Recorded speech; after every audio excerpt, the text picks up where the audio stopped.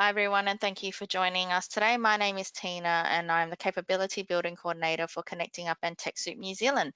Connecting Up is a part of the Info Exchange group. Info Exchange is a not-for-profit social enterprise that has delivered technology for social justice for over 25 years. With over 100 staff across Australia and New Zealand, we tackle the biggest social challenges through the smart and creative use of technology. I'd like to welcome you all to the webinar, Improving Your Collaboration and Insights, a deeper dive into the Office 365 suite, which will be presented by Conan Daly from the IT team. We'll start with a little bit of housekeeping. All lines are muted, so if you have any technical issues, please type it into the questions box on your webinar panel, and I'll be able to assist you through there. If you have any questions during the session, please also type it into the questions box, and Conan will answer them in the Q&A section at the end of the webinar. Please note that your comments and questions will not appear to the entire group. If you are on a Wi-Fi connection and have multiple programs open, this can sometimes affect the quality of the audio and video of the webinar. If possible, please close all other programs to help you have the best experience. Please note that the webinar is being recorded and a link to the recording and the slides will be sent to you shortly after the webinar ends. Before we start, I'd also like to remind you that there will be a short survey at the end of the webinar. We'd appreciate it if you took a few minutes to provide us with some feedback. That's all from me for now. I'll hand it over to Conan to get things started. Thanks, Conan. Thank you, Tina, and thank you guys for connecting up. So yes, as mentioned, my name's Conan Daly, General Manager of the IT team, which is an IT company based out of Christchurch in New Zealand. We've got offices over New Zealand. I'll talk a bit more about that soon. And yeah, excited to do this webinar today.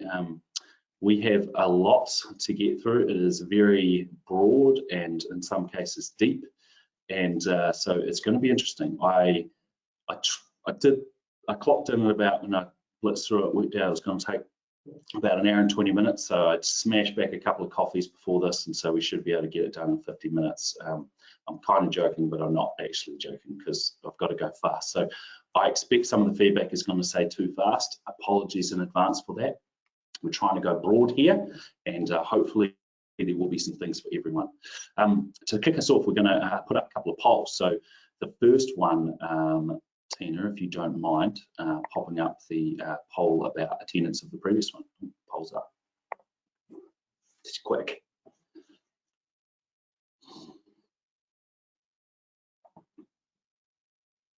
It's all anonymous, so you don't, no dramas what the answer is, and we will share the results.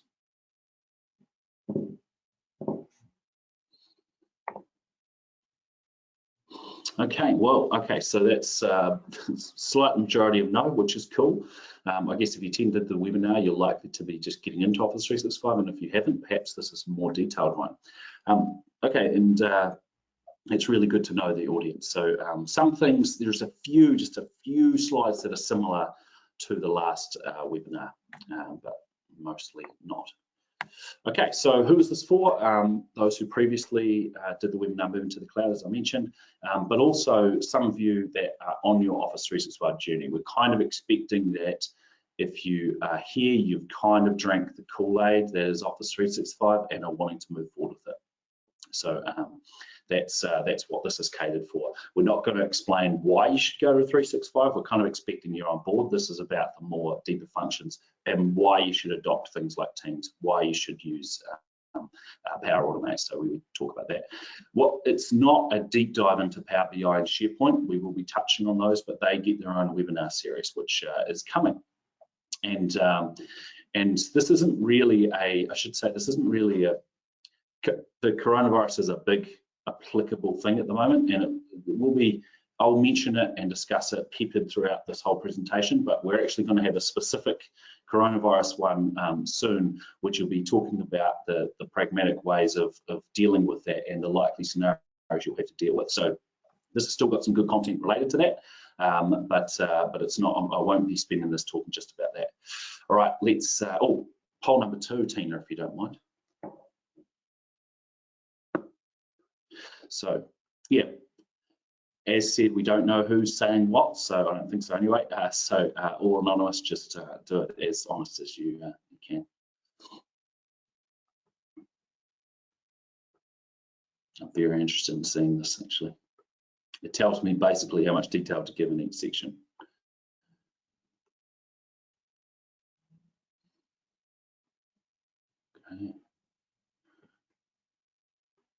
Okay, not using Office 365, but planning to, just using email. Well, it's sort of big slice, just using email, using the above in documents and SharePoint.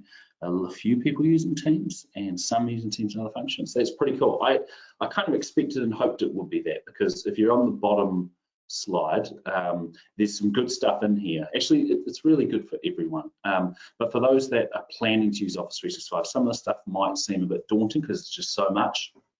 But hopefully it just gives you additional justification to take it to your team to move.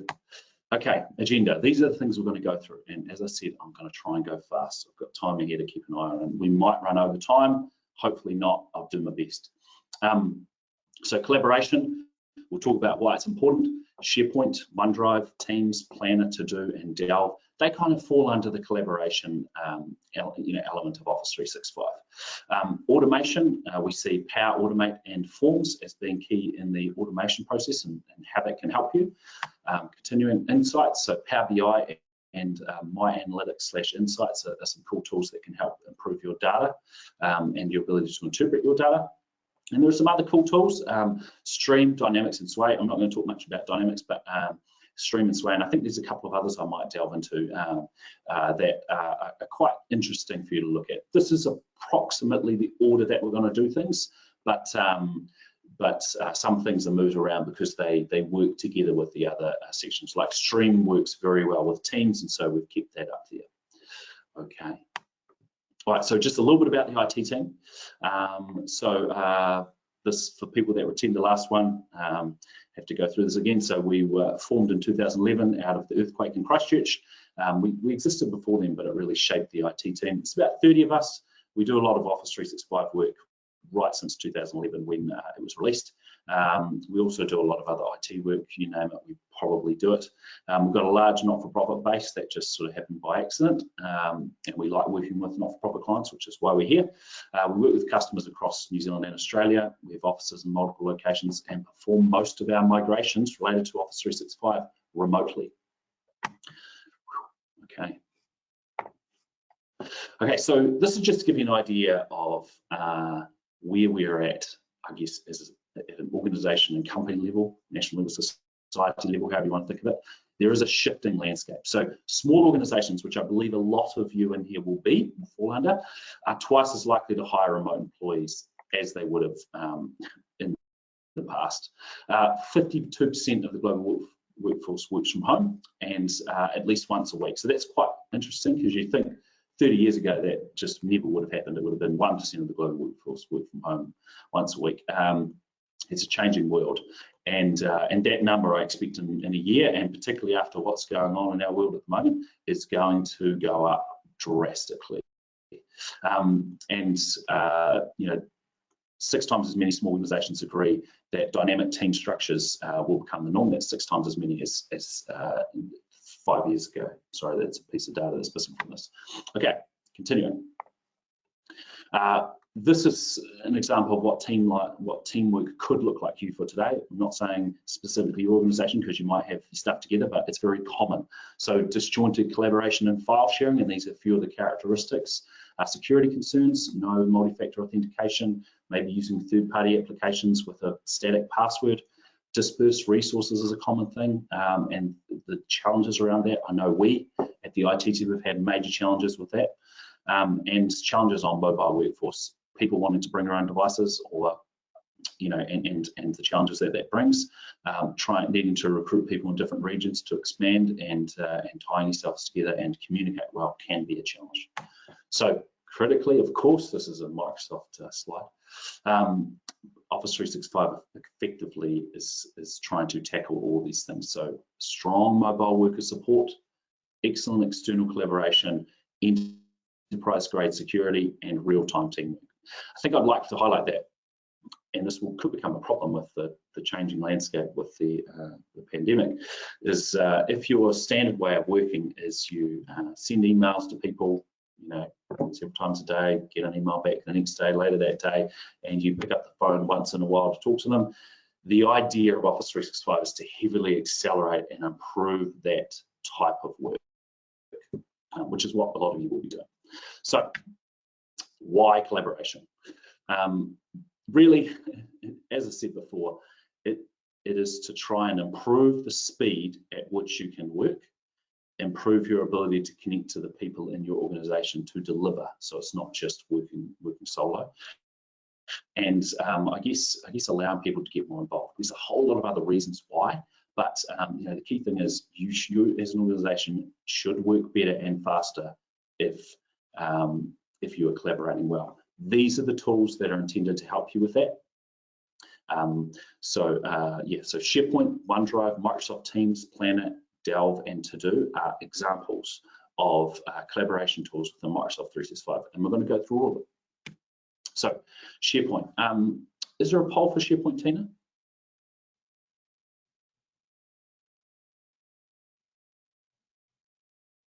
Yep, I've just launched it. Thanks.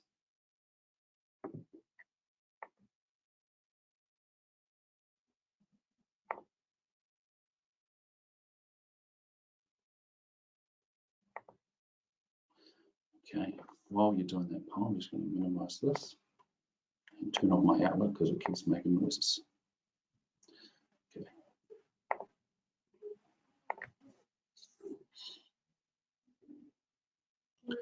Tina, just while waiting on this, oh, look at that, there we go. Okay, so poll, never touched it, no but intend to, a little bit, extremely, and never even heard of it. I'm glad that 0% have never heard of it. Although if you didn't click that because you're embarrassed, we wouldn't have known who you were, so it's okay. So that's about right. I think it's every time it's a really good spread. Okay, so SharePoint, for those that know it and those that don't know, I'm going to do my best. And this isn't the Microsoft description of it, it's my description. SharePoint has sort of two functions, and also I should say start with, it gets a bad rap. SharePoint's been around since last 2 decades ago, and during that decade it was big, and it generally is considered kind of like an enterprise document storage and intranet system, and it is that, but it has evolved a lot. So if you used it 10 years ago, 8 years ago, maybe 15 years ago, it has changed quite a bit since then. Key thing is there's two parts to it. This is probably the best way I can describe it. And some of you that are in this webinar might say the way that I'm describing it is a bit odd, but that's okay. So over here we have the intranet. And so an intranet is kind of, you could call it an internal web page, and it's for your internal team. And it's about a little bit about communication, about information storage and content management internally, in a visual way to do it rather than just documents. And then over here on the other side, we have the replacement, particularly in the Office 365 version, the replacement for your file server, a document storage system or document management system.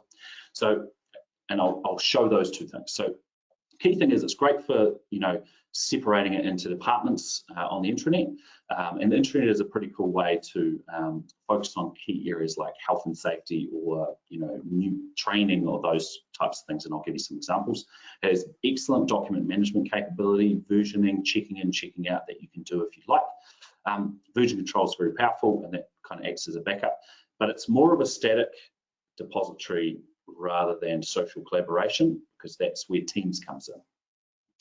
So continuing on, quick demo. Right, this is going to be a bit rough. I need to say about these demos, I'm just jumping onto my workstation and showing you what's going on. There is going to be some level of untidiness. I'm not the most tidy person, but I'm just giving you the example. So there could be chat, there could be live things going on, but we're all adults here, we know what's going on.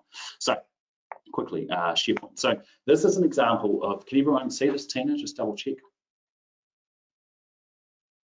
Yep, we can see that. Cool, perfect.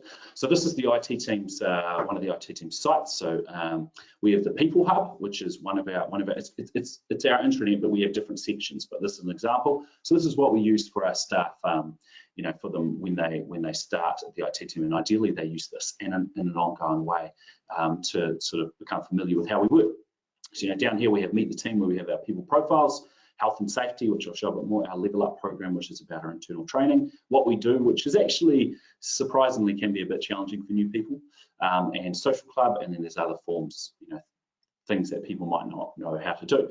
So for example, so this is the intranet side of things. Now, we're not wizards with this stuff, I need to say. It is achievable for you to set this up yourselves or have someone help you get started. So this is our health, safety and wellbeing hub. There's a lot of things in here, you know, events, what's coming up, and manuals and booklets. But for example, we have these forms. So like to report an incident, click on here, goes to a form within Office 365, which I'll show you a bit more soon, and then we fill it out, and then it's going to submit it and store it somewhere. So, but that's just an example of how we use an intranet, a visual way of keeping content and servicing things in a better way than just a folder share in your server. There's a lot more of them. So our Level Up program is about training and where the gaps are, and there's some cool things here. So lunch and learn histories, we have things called lunch and learns, which is meetings where we train people. I think there's only one video on here, but the videos are pulled from our Teams recordings, which is quite cool. So you can click on here. This goes to Microsoft Stream, but this is an example of how you can use it. And disappointingly, it has 6 views, which is a little bit depressing, but we'll leave that for now. This is the webinar version of SharePoint. Now I'm going to come back to how it interacts with Teams, because that's when it's getting a bit complicated, but we'll touch on that. And on the other side, and beware, this is a bit untidy, we have the SharePoint, effectively the replacement for the file server.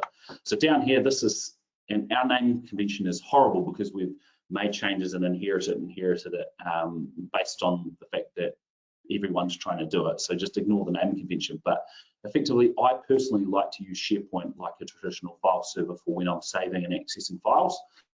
So down here we have, this is, as you might have company drives or company shares, and X drive, N drive, that kind of thing. This is that for us. So for example, sales, go in here, and customer proposals, and then we've got folders with lots of docs. So you can use SharePoint to replace your file server, just to let you know. And then you have the intranet, and you can keep those things completely separate or combine them. That is up to you. Okay, that is my very short SharePoint demo. Continuing on, OneDrive for Business. Now, I'm going to jump back out in a minute and show you that. OneDrive for Business is tied in with SharePoint because it's actually the application that synchronizes those documents down to the desktop. But it's a simple document storage service, hosted securely, sharing with colleagues and external parties really well. So you have a file and you say, I want to share this with this person, and that's what that does. It synchronizes with mobile and web, so you don't have to just have it on your machine, and it's an alternative to Dropbox, Google Drive. So if you're thinking, how does it compare? We have Dropbox and there's the SharePoint thing. OneDrive for Business effectively can replace Dropbox. It backs up your documents as well, which is pretty cool. So here we have it. I showed you before, this is a screenshot version. So this OneDrive here, this is my personal documents that I work on. Others don't have access to it really. They can, but they don't. And I store the files that I'm working on in a severely untidy way. So SharePoint versus OneDrive, just as a bit of a guide. So SharePoint, that's for your group files, your X drives, your N drive, that type of thing, your organizational data. It can be your intranet, and critically obviously related to the intranet, links, forms, wikis, that kind of thing. Highly customizable. You can sink a lot of time and energy into it, or you can just scratch the surface, which is what we do. And the surface is not bad. So that's SharePoint. Then OneDrive. OneDrive for personal files. And when I say personal, I don't mean, my kids' photos and that kind of thing, or I can do that. I mean more my documents that I'm just working on. It's good at sharing with third parties and backing up your workstation docs. So if you've got documents all over your desktop, as in your desktop homepage, you've got documents and documents, pictures, whatever, OneDrive is there. You select those folders and they synchronize, which is a really cool way to make sure your staff don't lose data, even if you don't want them to have the data on the desktop. Okay, now this is an interesting one, and I won't go into too much detail, but if you want more, we can provide it to you. SharePoint and Teams can be connected in a really powerful way, and it's quite complicated. But the key thing is, for those that know, this is more for people that know a bit about this. For those that don't, the main thing I should tell you is that SharePoint and Teams can be very cohesive in the structure and the permissions. So Teams and SharePoint are united by a 365 group. Every time you create a team in Teams, it actually creates a SharePoint site and a group and a calendar and a planner in SharePoint as well. So if you create whatever it is, a project team, and I'll come back to that soon, it'll create it in SharePoint. Just checking the time.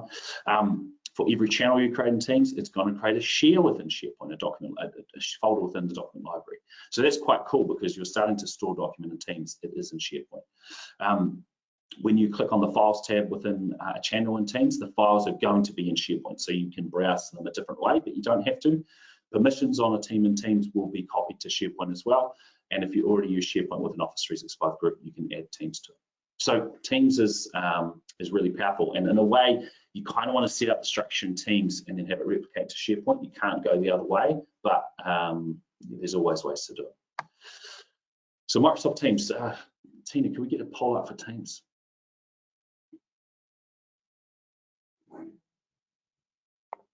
Ask me to get a drink of water.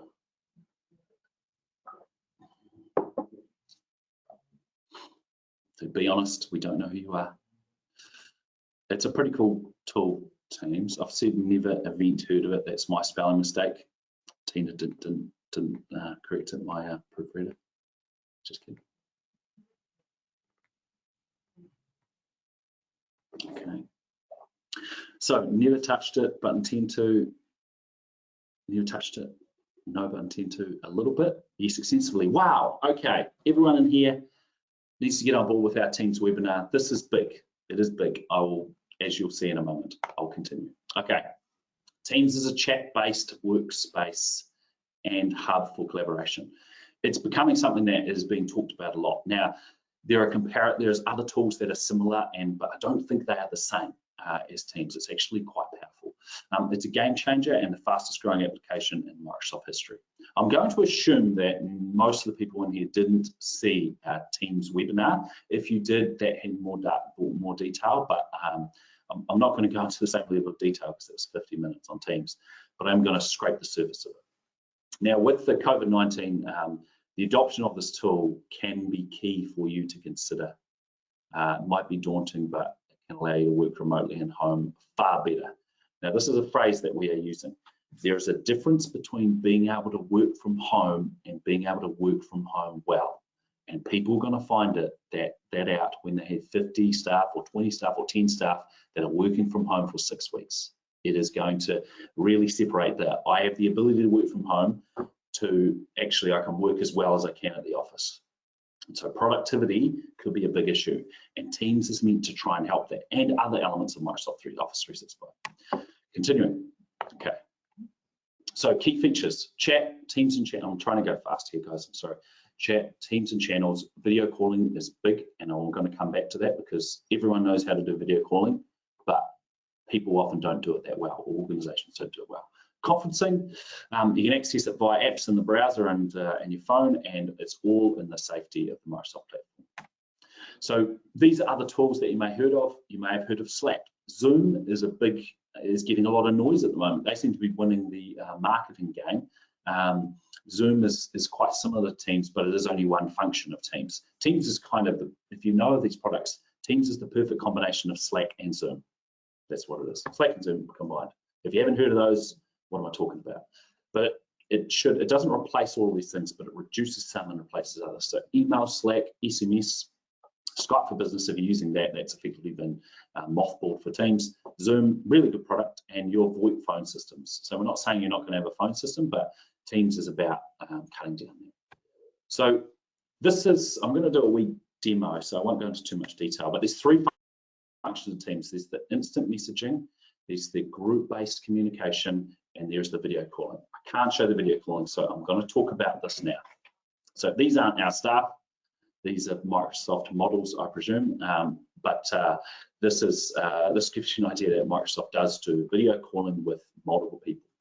So I'm expecting all of you have done some sort of video call before, whether it's on WhatsApp or Facebook Messenger on your phone, or using something like Skype or Zoom or GoToMeeting or something like that. But what I would say is there is a difference between doing it as a necessity because you have to get someone that's in a different state or city and actually using it day to day in your team. We went from doing that, using it lightly with our remote people that were in Dunedin and other cities, to using it internally in the same office extensively, and it made a massive improvement to our ability to communicate. At the moment with the coronavirus, we are taking a very cautious approach and being as prepared as we can, and so we've started to stop having meetings in meeting rooms. We know that might seem extreme, but we're trying to get ourselves ready. It's hard to do this day one. and we'd rather be prepared. And so we started that, but a few months ago we were starting to have more and more meetings on Teams. They become faster, and then you get good at it, and you don't have issues with technology. We bring in third parties, we bring in customers. It's really powerful. Now, what I say is a couple of tips for you guys that are considering this. These are 2 tips I would say. Everyone should have a headset. Don't do the whole talking to the laptop microphone and the quality's crap. You want the quality to be really good. So get your own headset. These are like $30 in Australia. JB Hi-Fi, get one, $30. It's definitely worthwhile. They're probably going to go off the shelf, so I wouldn't wait too long. You don't have to have that, but it's far better.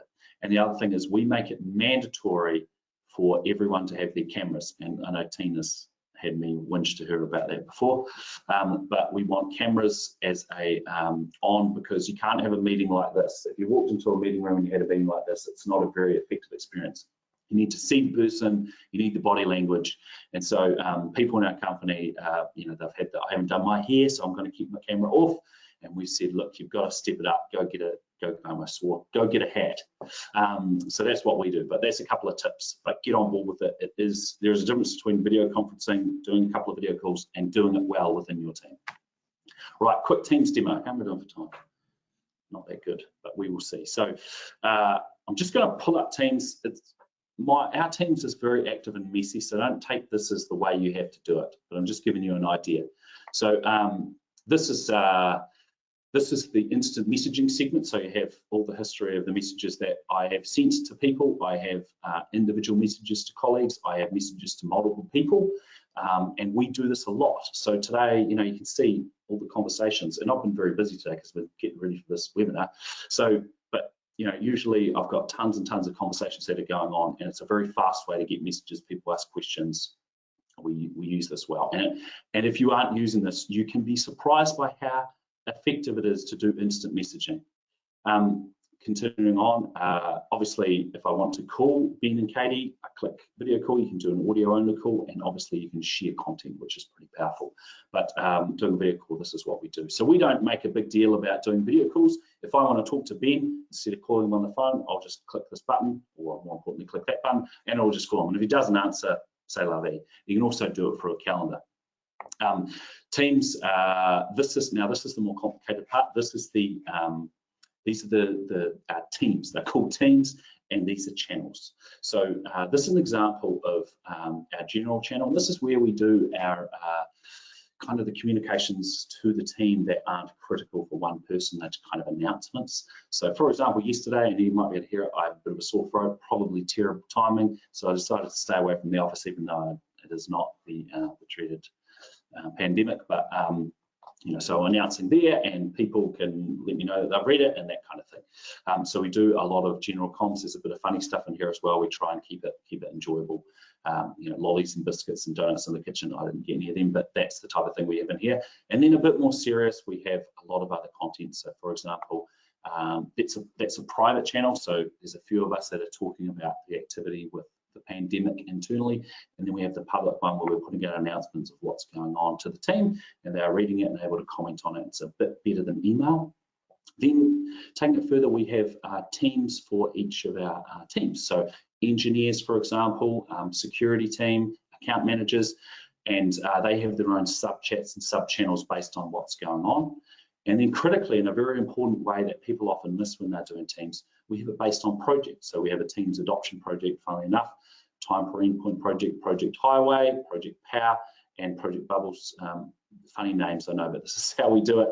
And in here, this is how we do a lot of communication based on the project. We set up meetings, posting images of pricing and whatever's going on. We put documents. If you put a document in here, it is going to go into SharePoint and in the Files tab, so we can access files based on everything that's going on within here.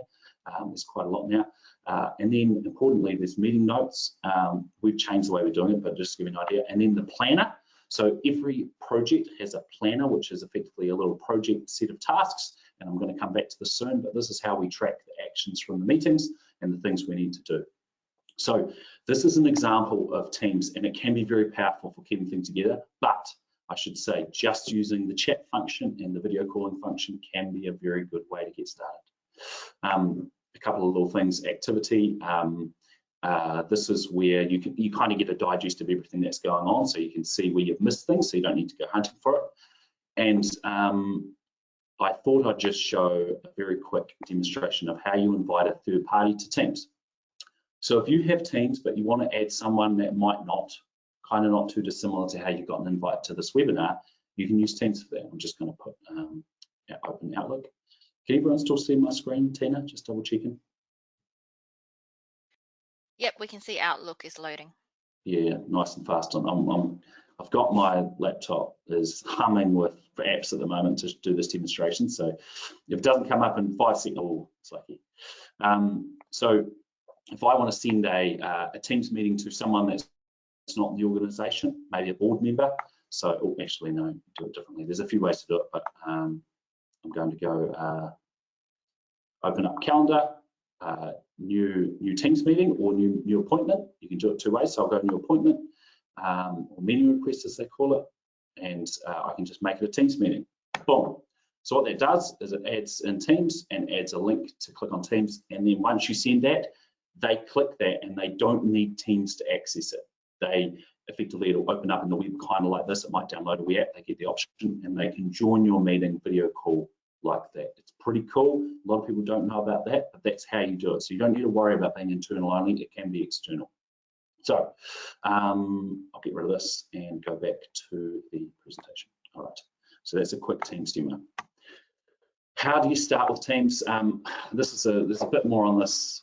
Well, there might be a bit more on this later, depending on how I have time. So you can start small. It can have a big impact. Sorry, it can have a large impact. You can start small.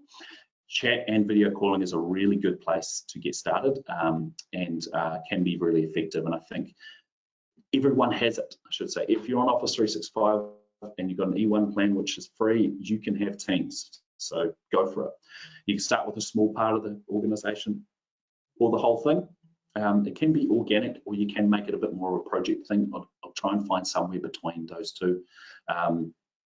You can attempt to do it yourself, or you can get assistance from the professionals. And we do have an ebook that's not about setting it up, but it kind of gives you an idea of some of the cool things.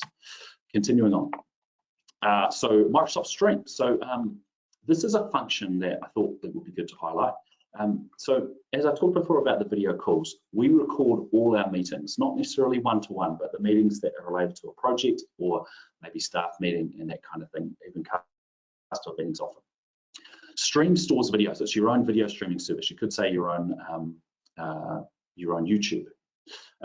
So I'm just going to close my damn Outlook because it's making more noise.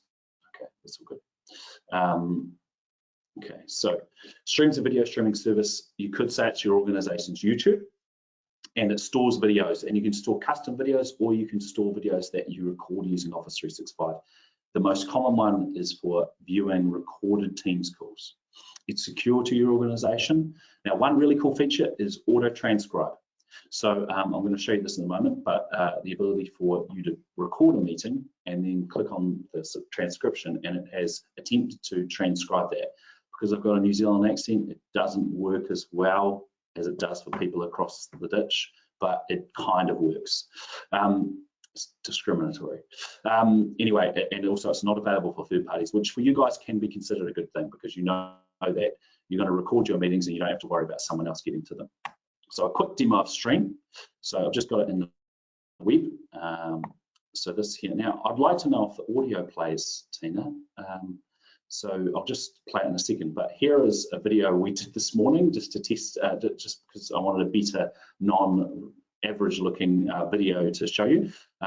So for example, we've got the video here, that's me, crap angle, but anyway, and you've got the content over here of the meeting. So I can click here and it will jump to the different section. So anyway, is the audio playing, Tina? No, we can't hear any audio. Right. Is that a feature, or can we adjust that? Do you know? Sorry, team, just one moment. Is there ability to edit? I've got a video coming in. Should talk about it beforehand. Yeah, that's fine. Usually we would have tested this beforehand. It usually works as a YouTube link. Yeah. I might be able to I'm thinking there might be a function here, but that's okay. Let's just keep going, and I'll miss those. Probably need the time anyway. But that's right. You don't need to hear us. The key thing is it is lining up with the audio that that the transcript has automatically done it. So there's a few flaws in here, but it's really good. We don't have to write notes about our meetings. We just record them. We record the actions, and then we have the transcript in case we need to go back and look at something. So that's just an example. Okay. But it's a really cool tool and a good way to save you some time. Right, Microsoft Planner. Planner is a simple project management tool it's a simple project management tool. It's different to Microsoft Project. It's for organizing internal tasks and projects. It's not as extensive as something like Microsoft Project. It's quite simple, but to be honest, I think that can be a benefit. It works inside Teams very well. It's quite similar to something like Trello, if you've used something like that. But yeah, it works inside Teams really well, and it ties into the To-Do app, which I'll show in a moment. Microsoft To-Do is effectively an individual, so it's for you. It's your tasks and task list in a To-Do application.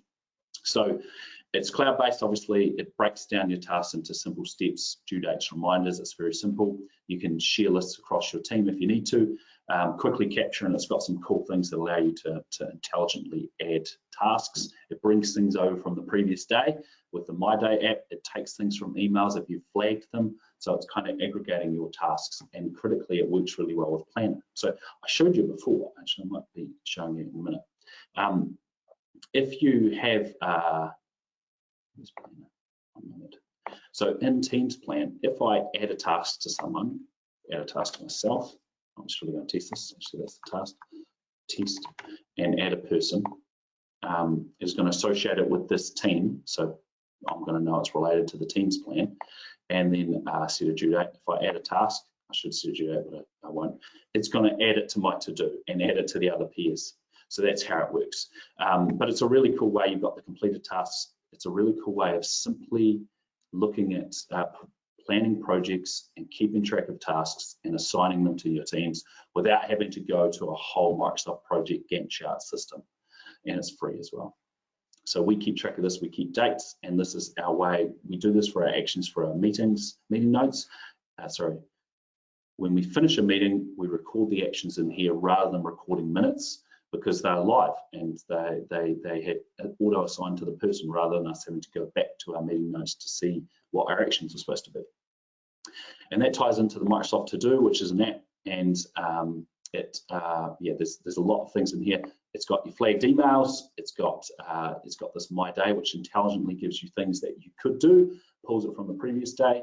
You can click tasks that you want to tick off, and that kind of activity. Tick this now. So this is just my plan. It's a really good task list for people that might not be great at organising the day or might not have another system. Okay, back to the presentation. So continuing, Delve. I'm not going to do the demonstration of this because it's one of the lower critical items, I think.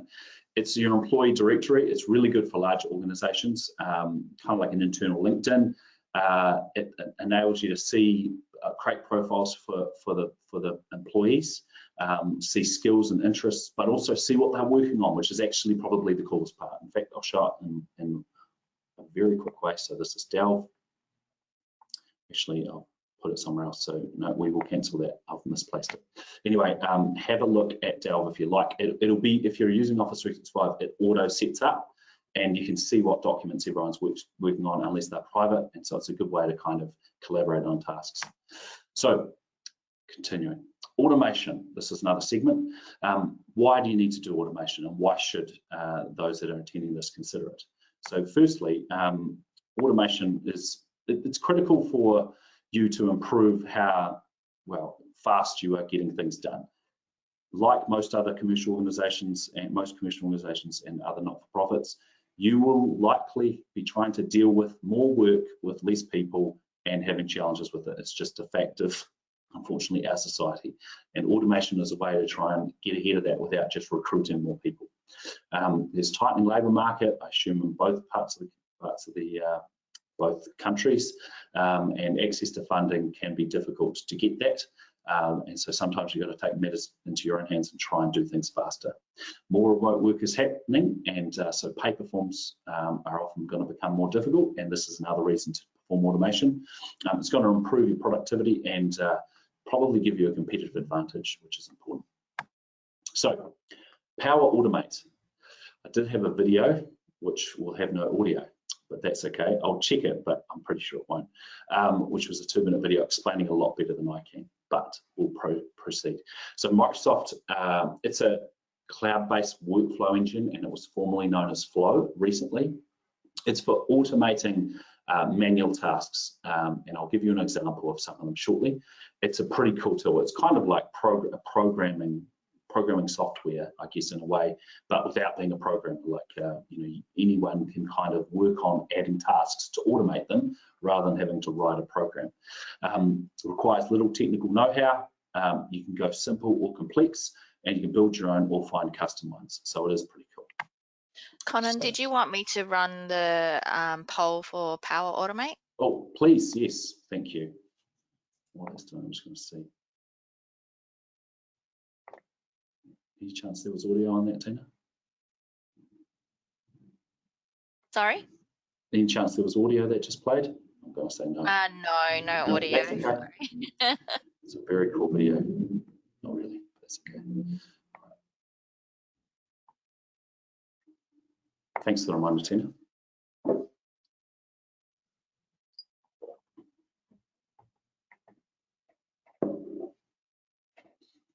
Okay, can I see it? All right, never touched it. Yep, intend to a little bit extensively. Never even heard of it. Perfect. No, it's not uncommon. So, Power Automate it is pretty cool, and I think it can make a difference. And you don't have to do something big. You can do something small, and that's what I'm going to try and help you with today as an example. The reason I put Microsoft Forms here is Forms is often an important way of getting the data that you need to automate. And so Microsoft is an online forms and survey creator, so you can easily create polls, forms for getting data like leave requests or approval for purchase approval and that kind of thing, and organising events, anything. But it's a really simple and easy to use system that goes into Teams, goes into SharePoint, and everywhere. Little to no technical know-how required, and a simple and fast, similar to SurveyMonkey but easier.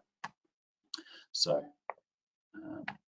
Power Automate. Some examples of what you could do. So alerts of important notifications or emails. So for example, I subscribe to the site that tells me if I've had any breaches associated with my identity, and it will alert me if it finds any. That's pretty cool.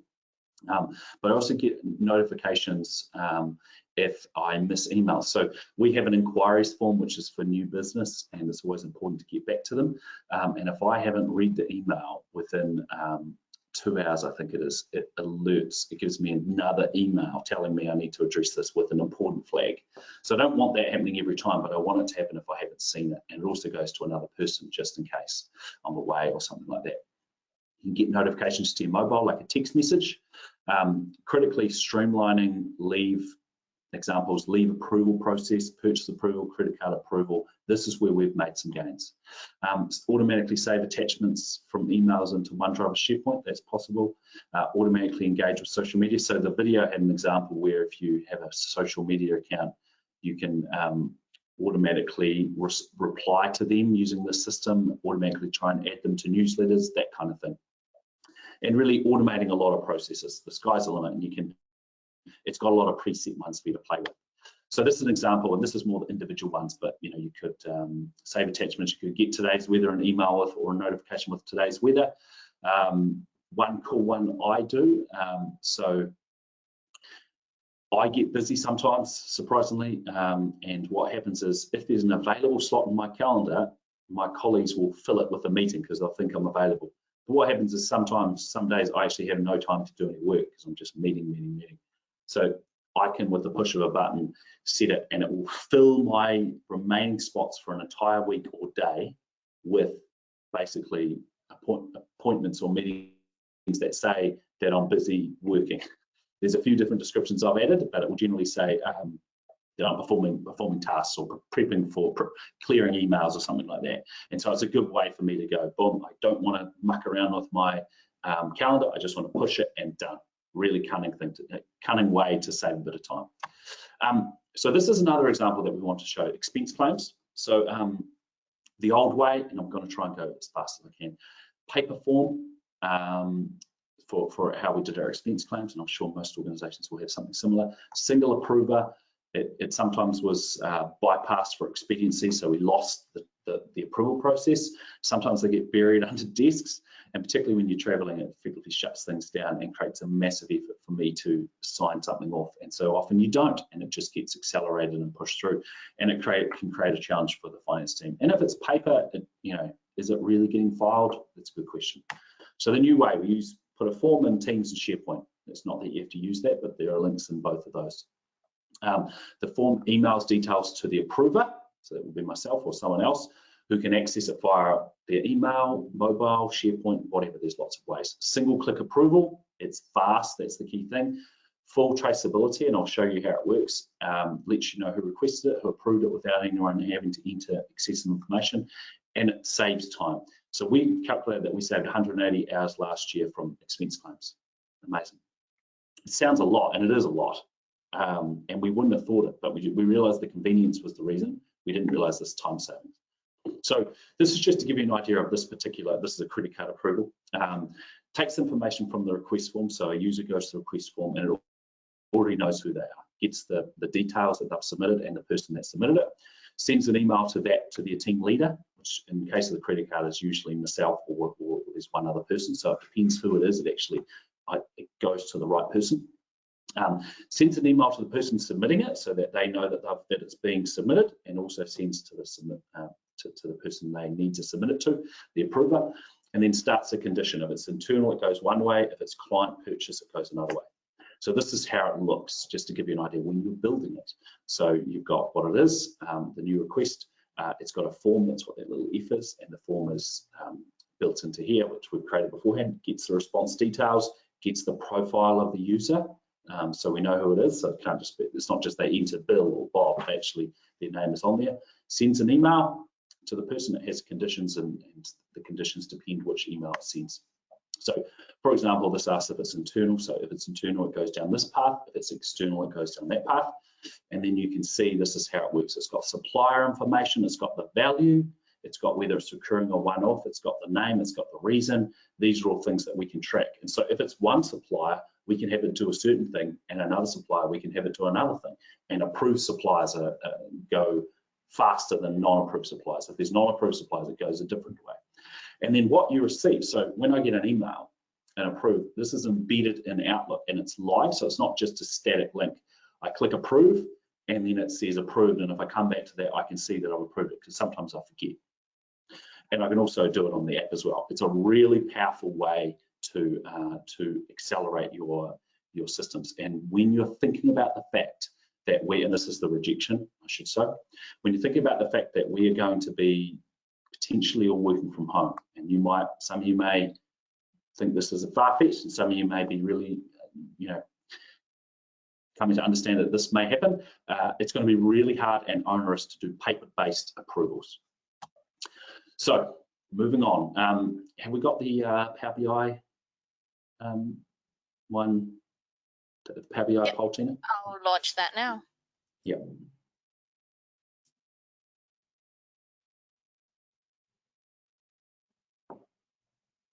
Cool.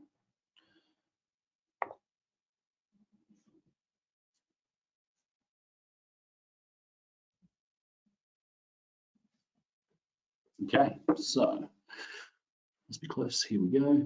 Never touched it, never even heard of it. That's fair cool. Very cool. But Nintendo, so it's light. So I'm not going to, as we said at the beginning, we're not going to go into massive detail on Power BI. We have our own one, but this will give you a bit of a taste of the idea. And then if someone asks you what it is, someone starts talking about it, you don't have to feel, what the hell is that? And that's something I did for a while. So data, this is just a bit of data. I think what I can say without reading it is a lot of organizations don't have good access to their data and what's going on in their organization. And for not-for-profits, they have trouble getting the data on client interactions and that type of thing. So Power BI, this is a nice video that we will skip. So what does Power BI do? It helps to process data from multiple places. So you've got Excel spreadsheet, you've got CRM, you've got something else, your accounting system. The idea is it aggregates all that data into singular dashboards and reports. It has built-in prediction capabilities, but the key thing, I think the biggest benefit for organizations is it helps to aggregate the data and make it visual and interactive. I can show you a little bit about that too. So the other thing is it says easy and intuitive interface. And this is something one of my colleagues wrote. I don't think it's that easy, to be fair, but with a bit of training, it can be easy. And it's integrating with more and more platforms every day. So this is an example of, I've tried to show an example of Power BI in action so you can see how easy it is, but this is an example. So found this online. This is just a bunch of data in a spreadsheet. This is about the COVID-19 geographic distribution. So you've got dates, you've got countries and cases in there. So what we do is we take that file and we put it somewhere and then we import it into Power BI. This is Power BI here where I'm opening it. Then it shows the data just so that you can know that it's accurately imported, and you can actually delete stuff if you need to, or add other, and this is where you add other files as well, so you can pull them together. This is what it would look like in the Power BI. It looks a bit complicated, but it's basically allowing you to manipulate the data if it's not exactly right when you imported it. Then you go to the visualizations, and then you start to see something like this, and it does this all for you. So this, and you can go back to on the different dates. This is what it would look like, showing the cases of COVID-19. So quick Power BI demo. I'm just going to open that up for 10 seconds if I can. Just to show you, so this is an example. We can click on here. San Marino's got currently 101. This is a few days old, but it just allows you to interact with the data really well. I'm not showing the best way to do it, but you can also go across different dates.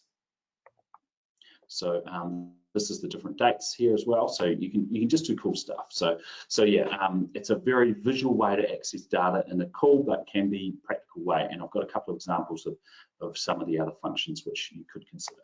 So key cases. So medical sales department want to share the data that they have on dashboards or in reports. You can make educated decisions using the data. So one of the things that we did was we were trying to understand the level of work for different customers, and we broke our customers down into users, a number of users, and tried to understand how much work we're spending on them, and we could live drill into each customer and situation to do it. So it's actually a functional tool rather than just a visual tool. You can bring in data from multiple sources and try and find the relevance, and you can have alerting about it. So, but as I said, we are going to have our own, there's going to be a dedicated Power BI webinar in the future. Do we have an analytics one, Tina? I don't know if we do. I don't think we do. No. We haven't got one, but we can talk about having one. That's all right, yeah. So My Analytics is or Insights is a very cool tool. It uses data and AI for insights. You can use it individually or organization-wide. Works well for individuals, and it's for insights, and it's a bit of an assistant. So I'm going to give you a very quick demo of My Analytics. So this is the My Analytics segment that I don't use very often, but the idea is it tells you data based on what it finds in your emails and when you're using it. One of the cool things is somewhere it tells you how often you're in meetings and you're working, because it will tell you if you're checking your email during meetings, and I'm terrible at that. Focus time, so apparently I have 40% time available for focus based on my calendars. So it obviously sees that 60% of my time is spent in meetings, which is why I'm struggling a little bit. And there's other really cool things that it does in here that you can have a look at. Wellbeing. So it gives you an idea of when you could have gaps where you can do proper work. And it allows you to also look at your colleagues' top collaborators. These are my top collaborators, and it tells me how much time I've spent in meetings with them. Little things like that. I honestly haven't explored it as much as I should have. But the other thing which is quite cool is if I go to someone, I'll just open up Tina for now, and go to Insights. This is not about Tina, to be honest.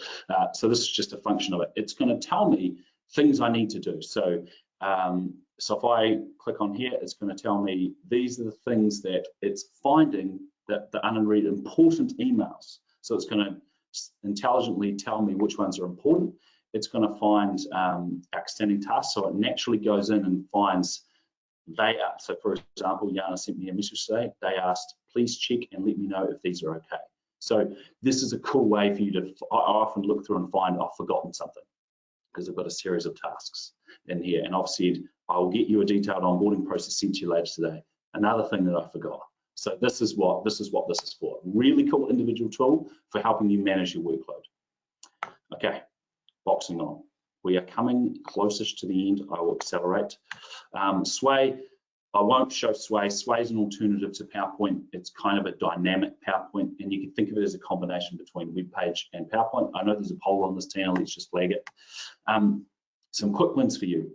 We would strongly consider adopting Microsoft Teams. We would strongly consider you digitize your paper forms and try and find some workflows that could work for you in Microsoft Flows. Download the app. There's some things in there to have a look. This is going to help you with your remote working. Tina, do you want to hit the COVID poll? We just wanted to do a wee poll on the on what everyone's perception is of the current situation with the outbreak.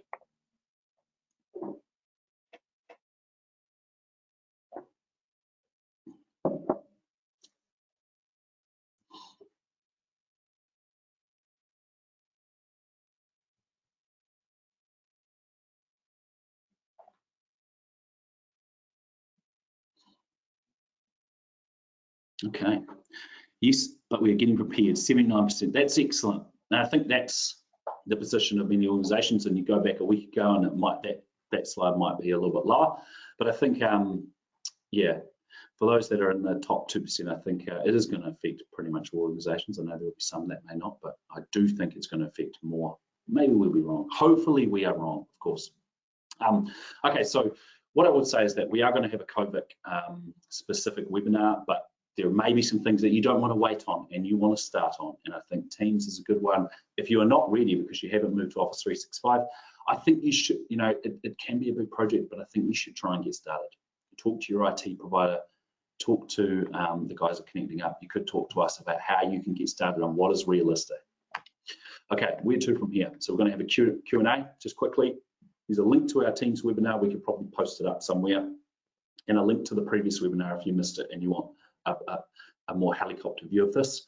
We've got a link to our ebook there. Feel free to sign up to our newsletter as well. But critically, if you have a question, submit it in the Q&A. And if you want to get in touch with us, you can using webinar at the IT team. We will answer you. We're always happy to give advice. Might be a bit slow right now, depending on the situation, but do feel free to use that. Okay, questions. I'm sorry about taking so much time, Tina. Thanks, and I'm Conan. sorry to yeah, go ahead. Excuse me. Not an issue at all. I was just going to hand it over to Eric to quickly have a chat about the CSP stuff, and then we will jump straight into questions. So thanks, Eric. Thank you, Tina. Let me just see if I can share my screen here, folks. Just a moment. I'll make sure I'm showing the right one, which is this one. Here we go. Look, I know there are a lot of questions here, so I won't take up too much of your time. As Conan just mentioned, some of you are probably maybe still in that stage where you're looking to get started with Office 365. If that's the case, please do reach out to us.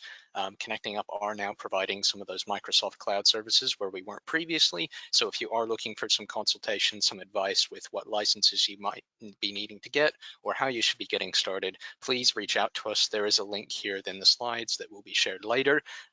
You'll be able to fill out a quick form. I'll schedule a time to have a chat with you, and we'll have a chat to see, you know, what your next steps could be. If you need broader managed services or broader support around maybe migrating to Office 365 and some of that more complex stuff, that's okay too. We'll have a chat. We'll see if we can point you in the right direction. Like I said, we're obviously happy to help out with quite a bit here. At the moment, this program or this support that we can do at Connecting Up is only for our Australian people over in the Connecting Up office. So if you are in New Zealand and you're looking for assistance, as Conan mentioned, chat to the IT team. Obviously, it does sound like they're probably going to be about as busy as I think we all are going to be over the next few weeks. But yeah, please do have a chat with them. That is it for me. I will make Conan the presenter again so we can share his screen and everyone can get into questions. Thank you very much for listening, guys. Thanks, Eric. Hey, thanks. Yeah, sorry, excuse me. I'd just like to say, please get your questions in. What often happens is we get through a few and then we will answer them. And if it's really complex or something a little bit interesting, we can try and contact you directly. You, of course, don't need to respond to us. Sorry, Tina, as you would. That's all right. First question, we'll dive straight into it. Will Business 365 work on a remote gateway? I note their licenses for NFPs would be much cheaper for us than the E3 licenses. Microsoft Business, not Office 365 Business or Office 365 Business Premium, but Microsoft Business allows a shared activation license, I think it's called, which will allow you to use it on a RDS, or remote desktop services, remote gateway, or a terminal server, as it's sometimes called, which I believe you are referring to. If I'm wrong, please follow up with a question and I'll get in touch and try and clarify. But the answer is Microsoft Business will work, yes. Okay, next question is, how do we share documents in SharePoint group files with external stakeholders, since OneDrive Business is more personal files? Yeah, it's when you're in there, and I don't really want to show it, but you can do it in the, when I showed you the desktop application and I went to the File Explorer, you can do it in there. It just uses the link of OneDrive to do it, so you can do it in there. Or if you go to SharePoint, you can do it in the web-based system, and it works really well. And it will highlight that this is an external party, and you give them two options. Do you want them to have to sign in, i.e. you don't want them to forward it on to someone, because it could be like a board minutes, and you want it to be private, but they're not in the organization. And you can have them, they have to sign in, they just need any old Microsoft account. Or you can have it as a public document and they just click a link and open it. So if it's something that's not private, you just do that and it's nice and easy, but you can do that. You can also invite third parties to a folder and then you keep that up to date as well. Hopefully that answers the question. Can you have some people in the teams have access to some channels and not others within the team? That's a good question. I should know that. I believe you can't, but you can. Oh, well, no, you can do that by making teams private. So let's say we had a general one. You have everyone in the organization in there, and then inside that you want a private one, a private channel that's only for 3 or 4 people. You will select them individually. You can't exclude people, you can only include people. So the answer is yes, you can do that. It's called a private channel. We are a small team. I will have to set up Teams for myself. How do I get the ebook with more instructions? Tina can post that in the chat, a link. And if you need more help, please have a look. There's information online, but also if you get a bit stuck, feel free to contact us. We'll be happy to. We'll go back and forth on an email. Not going to worry about charges or anything like that. We're happy to try and help. Maybe I'll put my foot in that, but that's we're happy to just give guidance on how to get started. I'll definitely share the link to the e-guide with the recording once I send all that out. So, thank you. If using SharePoint and Teams, is it important to set up Teams structure before setting up SharePoint? It can help. It's just difficult because sometimes you want to set up SharePoint. I don't think it's mandatory, but you can save yourself. You can allow a lot more cohesion if you set it up. So we used to have a SharePoint system, the TechSoup thing, and then we started using Teams and we realized we needed to do it. So we ended up creating new channels and teams in Teams. That is a mouthful, but teams and teams with their channels. And then we ended up copying key things over from our old SharePoint to the new one and leaving some other stuff and trying to work in the new one as much as we can. So it was a little bit annoying, but it wasn't a disaster. You don't have to, but I would say that if you know the structure that you want, that can start. But usually you'd want to be using Teams for a while before you start to try and design it, because you need to understand how you're going to use it. Teams is quite a fluid, dynamic thing where you evolve with it. You don't set it up as a project and go, boom, this is what we're going to use for 2 years. It doesn't work that way. It's a live system that's meant to be continually evolving with your users doing that. Yeah. Someone has asked whether or not you can share the link for the Power Automate video that we couldn't play earlier. Yeah, sure, that's a good idea. I'll put the 2 videos. So the reason why I had the videos, they were 2.5 minute, quite nice looking visual videos that would be faster than me talking about it. And so they're really high level ones, but yeah, we'll put the video, there were 2 videos. There was Power Automate and Power BI. So I'll put those up. Can Teams chat be used with external users or just internal staff? Yes, it can be used with external users. They don't need a license, although licenses are free at the moment, but yes, you can. The next question I can probably answer, will you be having a deep dive into Teams, or if you have had it, can I get a copy of the webinar? We are going to do a deep dive into Teams, aren't we? Yes, so we've done done sort of like a mid-level dive, and I would recommend if you haven't seen that, then you have a look at that, and then the next step is to go a bit deeper. So yes, we are. I will share the link to that recording of the first team session with the IT team when I send out this one as well. Okay, is it better to work from SharePoint or from a synced version? Look, it's preference. One of my staff members, Alex, he would say, yes, you should use the online version. I think a lot of people do believe that, and that's fine. But I prefer to use my file explorer.